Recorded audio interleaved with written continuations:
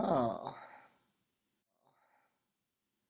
so, growing up in Watsonville, California, I grew up in the Westview Presbyterian Church, and my father well, everyone in my family, my father, my aunts, my uncles, my grandparents, were all very active in the church, and so it was kind of expected of me that I would also be active. So, of course, I was um, became the inherited the chairmanship of the youth group at the church. And I guess I always had somewhat of a curious streak in me because when I was president of the youth group, I wanted to do things that the advisor wouldn't agree with. So, like, I wanted to go see hair, and he said no because there was nudity involved.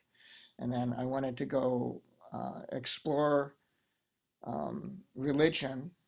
So I wanted to go visit other services.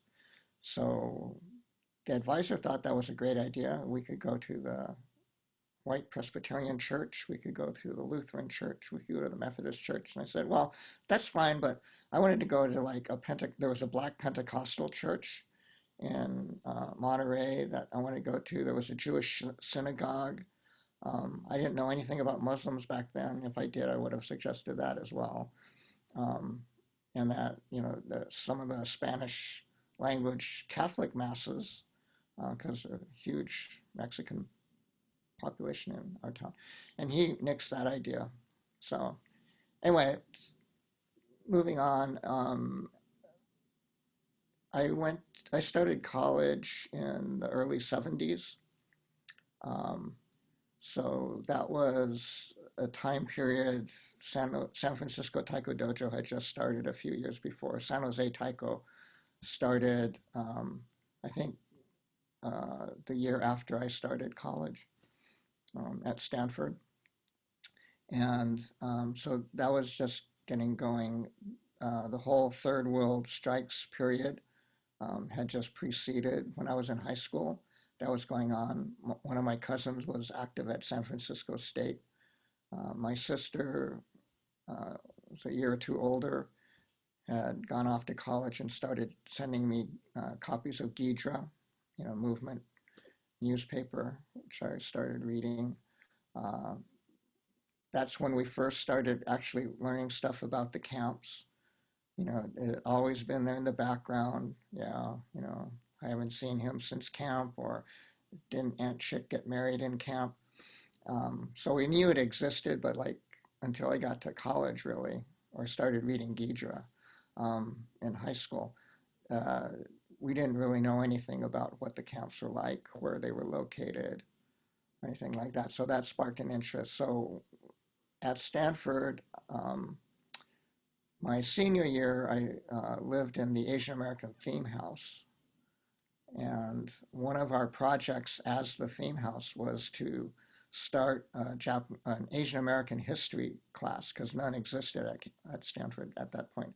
So we drove up to San Francisco to recruit Edison Uno to come down once a week to teach a student-sponsored class in the dorm.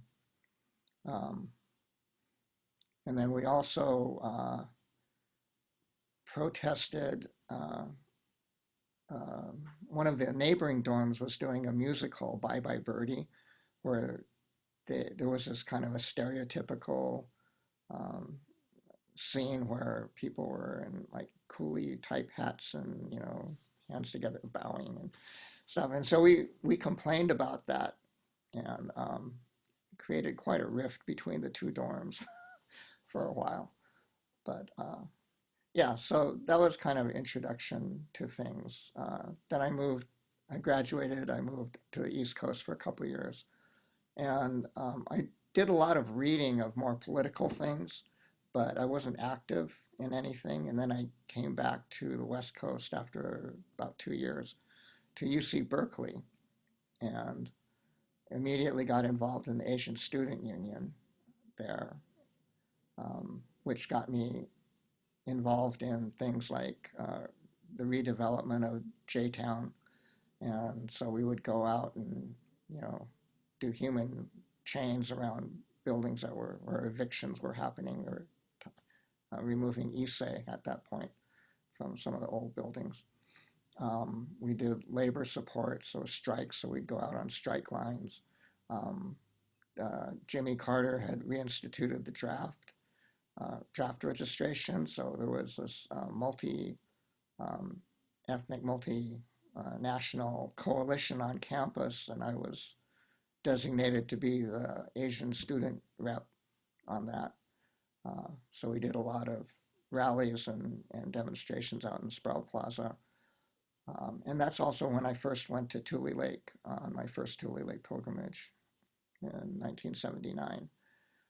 And so I've been on every Tule Lake pilgrimage since that time. I think it's like 20 some and counting. Um, and and at that point, so I was like 79, 80, and that's around when redress movements was really getting going. So I became a member of NCRR, National Coalition for Redress and Reparations. Then my wife and I, at that time my girlfriend, moved up to Seattle so she could go to grad school. And so, and I eventually got in the nursing school after a year to establish residency. So we're both in school. She's in grad school. I'm still technically an undergrad because I was trying to get my BSN to be a nurse.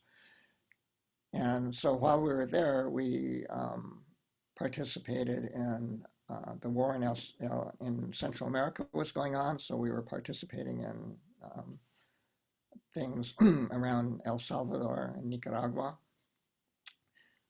We got involved in anti-nuke movement, so I helped organize the first From Hiroshima to Hope program in Seattle with the JACL, and uh, and I continued to be involved in that organization and that program. This year is the 75th anniversary of the bombings of Hiroshima and Nagasaki, by the way. Um, and uh, but and we started a new Asian student group on campus. But probably the biggest thing we did was Students Against Apartheid. So there was a couple of Asian folks, me and my wife, and another South Asian woman, and African American woman, and a couple of white folks got together to form uh, this Students Against Apartheid, and we were trying to get the university to divest from apartheid South Africa, which we succeeded in, but it took 2 or 3 years. Um, but so we were active in all that. And at the same time, my day job while I was going to school was as a part-time staffer at the district office of the Japanese American Citizens League, JCL. So I got pulled into doing more redress stuff as well. Um, and yeah, so I just kind of gradually got sucked into all of these. Well, I didn't get sucked in. I sought out and got active in all these different movements and met a lot of people. So fast forward to today, I'm still active in a lot of those things. You know, like Tule Lake pilgrimage, I've been involved in since then, and uh, I'm involved in JCL. Uh, Again, I'm involved in Sudu for Solidarity, working around initially around issues of immigration um, and what was happening at the border with imprisonment of children and separation of families and mass incarceration of people with no charges or no, real reason for doing so. So reminiscent of what happened to my grandparents and my parents' generations. Um, yeah, so that's been a continuation of that kind of activism. As far as Taiko goes, I got involved in Taiko as soon as I arrived here as well. I came in summer of 81, and in the fall, the local Taiko group, first one in the state, uh, first one north of San Francisco, actually, um, had just started uh, in 1980. I arrived in 81, so the fall of that year I joined. So I've been playing taiko since 81. At the taiko groups was at that time was called Seattle Taiko, yeah, Seattle Taiko Group. We've since changed our name. We're now Seattle Kokon Taiko. Uh, was largely, not exclusively, Sansei. There were a few Chinese, a few Filipino folks who were part of the group at that point, and had been started by people, mainly people who are active in the International District, which is sort of the um, Japantown, Chinatown, Manila Town area of Seattle. And uh, the people who had formed it had been active in the ID Street Fair, the International Examiner, the local community newspaper, and other organizations, the churches,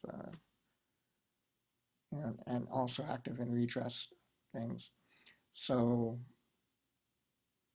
so basically, there were people who were either actual activists, they were already organizing and doing things in the community, or they were at least participants, like, say, hey, we're going to have a rally to prevent uh, demolition of buildings or uh, urban renewal in the ID area, and pretty much all of them would go and be there. So it was kind of an activist core. And and most of the things we played for were community events. Um, so we played at Bonodori, we played at the ID Street Fair. Um, if there was a rally and they wanted some drums, we would go out and play for that.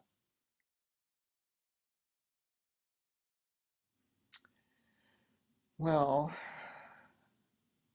I guess there's both similarities and differences. One thing I I appreciate of the current moment is that it's brought into very front of the mind, stark relief how our history has led to where we are today. I think initially with COVID-19 and the blaming of Chinese in particular led to a lot of anti-Asian incidents. People being harassed or attacked verbally and sometimes physically because of that, and that kind of goes up and down, largely dependent on what leadership, like the president, says and does about it. I think that has brought home to people how precarious our position is as Asians in this country. That there are the good times, and the model minority myth plays into that. That, oh yes, you can be accepted, you can be part of the upper class, you can be part of the folks with privilege if you work hard enough and you keep your mouth shut and play by the rules as set by those who make the rules. So a lot of people, I think, buy into that, or if they follow that path, they can achieve a certain amount of success. I think what this period has shown is that, yeah, maybe you could for a while, but that could turn really easily. All it takes is, some incident. So, COVID-19 comes in. All it takes is someone with a big megaphone to start targeting you. And then all of a sudden, it's like you're the enemy.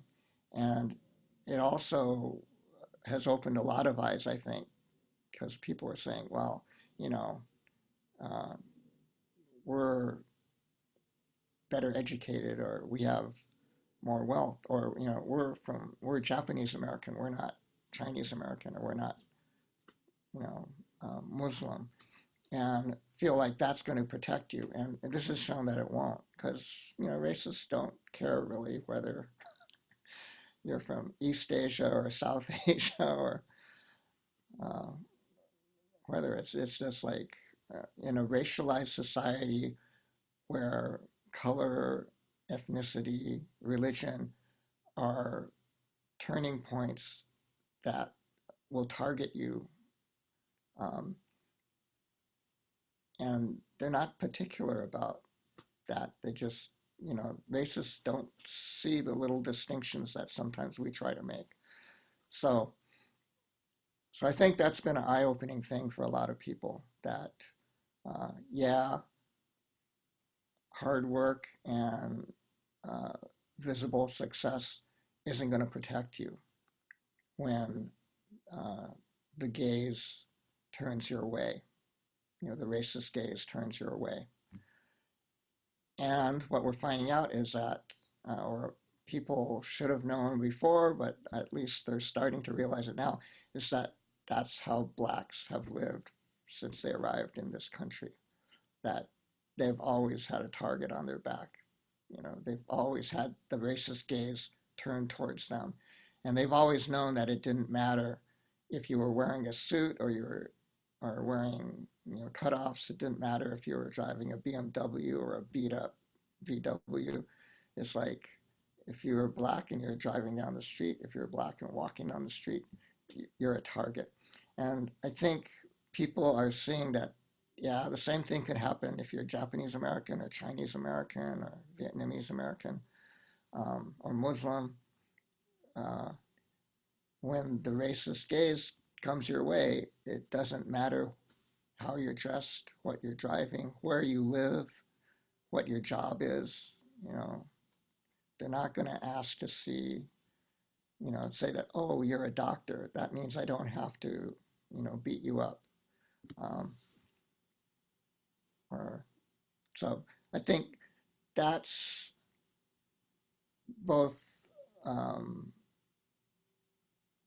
different and similar to things in the past, because we've periodically gone through these periods. I mean, over time, the Chinese Exclusion Act targeted Chinese specifically.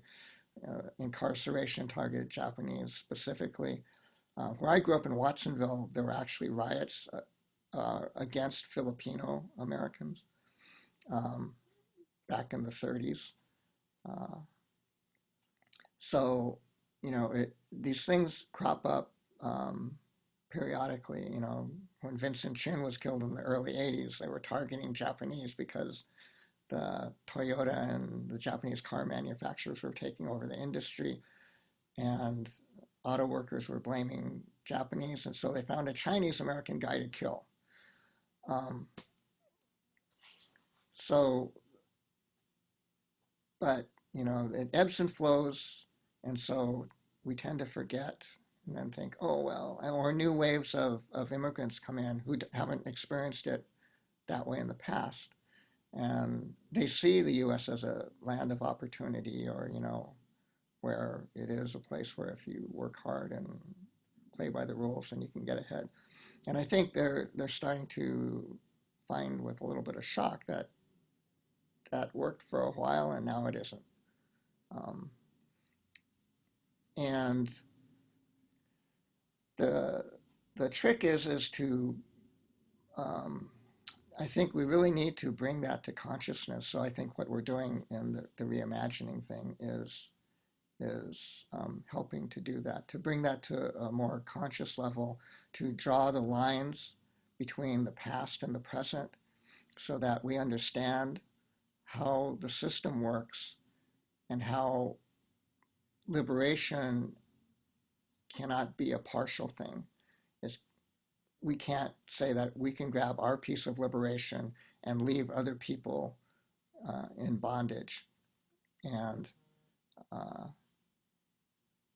that saying of, no one is free until everyone is free, I think is really a key concept that we need to really make sure that our communities, whether it's the Asian American community or the Taiko community or Buddhist community or Muslim community, that we all understand that, and that So that's why Black Lives Matter isn't just a thing of, yeah, we got to help folks who have been discriminated against for all these centuries. It's like, well, that's true. We do need to help. It's the moral thing to do. It's the ethical thing to do. It's the human thing to do.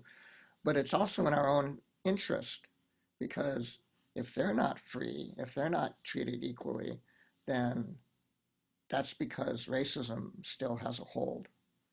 And as long as racism still has a hold in this country, that underlies institutions, particularly the police and the legal system, but you know, in industry and religion and healthcare. Um, as long as that continues as an underpinning, then we're always going to be at risk, you know.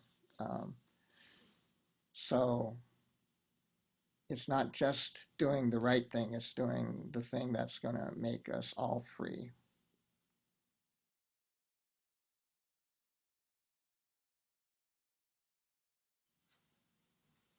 Uh, so I've been telling people, I've felt this way when COVID first shut down the entire economy. Um, and I think that itself brought a lot of uh, the contradictions in society to the surface of like, well, who's really essential as workers to keep society running, and who isn't? Who has the economic um, wherewithal to sit at home and do their work from home and still collect a paycheck, versus who just gets thrown out and they don't have any income. Uh, what's the differential in healthcare, access to healthcare, ability to pay for healthcare? Do you have insurance? Do you not have insurance? Does your insurance cover things like COVID testing or COVID treatment? Um, I think all those things, uh, who has to take transit to get to work, who can stay at home, who can just leave the city completely to go to their summer home and stay there in the country and get away from it all. Um, so all those kinds of contradictions, I think, were really magnified and made very visible by the COVID shutdown. Uh, and then the response to the COVID shutdown, where all of a sudden they said, oh my gosh, we have millions of people out of work and businesses are shut down, and we need to have some kind of economic stimulus package. Oh, well, how much do we need? $1 trillion, $2 trillion, $3 trillion? All of a sudden, after years of decades of saying, we don't have money to take care of housing and homelessness, we don't have money to raise the minimum wage, we don't have money to get everybody decent health care, because it would cost billions of dollars to do that. We don't have money to provide uh, basic education to every kid in the country. A good education, not just basic, because that would cost billions of dollars. And all of a sudden, we can find trillions of dollars. So I think it also brought out to very clearly that it's never been a question of money. It's always been a question of priorities. So, you know, we place a priority on tax savings for large corporations and wealthy people. We don't place a priority on Head Start and basic health care for everyone. So I think that kind of exposed the way that society has been operating, and that created a lot of anger. Like people are saying, how come I don't have health care? How come I don't have a job? How come, you know, I have to take transit in dangerous conditions where other people can drive, or they don't have to drive at all. They can just stay home and work. Um, And then we had Ahmaud Arbery and Breonna Taylor and George Floyd, and it became so obvious that Black lives didn't matter to the police, and by extension, didn't matter to the society. And a lot of people started saying, well, just saying that that's not right. The Black community has been saying that for decades. I mean, Rodney King in the 90s. I mean, civil rights movement, the lynchings in the early 20th century. I mean, it's been continuous. And the problem is people haven't listened, or they listen for one election cycle and then they forget about it. And there hasn't been enough power in terms of enough people or enough of a push from the bottom to get people at the top to change the rules. And so what I've been telling people is like, this is a transformative time. We have all these contradictions in society exposed. We say that we're one thing, that we value all human life, that all people are created equal. But on the other hand, you look at it and actually, no, we don't value all human life. If you have money to pay, you get care, and if you don't, too bad. Um, if you're Black or Latinx or indigenous, then you get sent to prison at 2, 3, 4, 5 times the rate of people who are white. And you get killed by the police at about the same rate. So I think I believe that the majority of Americans, most people, are ethical and good at heart. I think a lot of people are misled or, you know,